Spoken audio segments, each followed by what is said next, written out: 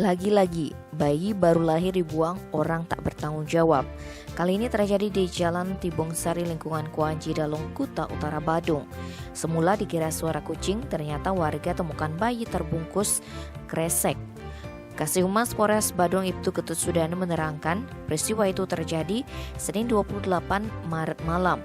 Awalnya seorang pedagang sate bernama Yusman sedang berjualan sekitar pukul 20.30.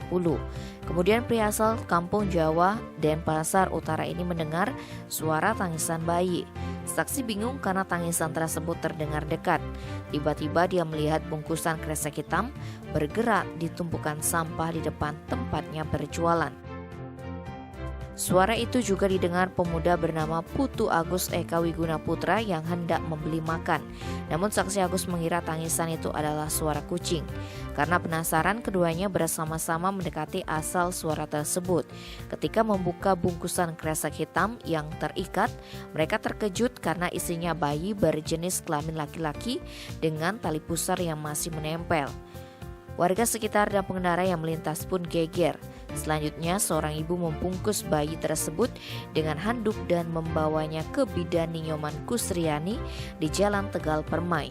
Menurut keterangan bidan Kusriani, bayi berkulit sawo matang itu dalam keadaan sehat dengan berat badan 3,2 kg dan panjang 49 cm. Kasus ini masih diselidiki Polsek Kuta Utara. Kepala Dinas Sosial Badung Ketut Suardana mengatakan sesuai prosedur jika bayi itu tidak ada yang memiliki akan dirawat Dinas Sosial Provinsi dan menjadi anak negara. Jika ada masyarakat yang ingin menjadi orang tua asuh dapat langsung mengajukan diri. Tim Bali Express melaporkan.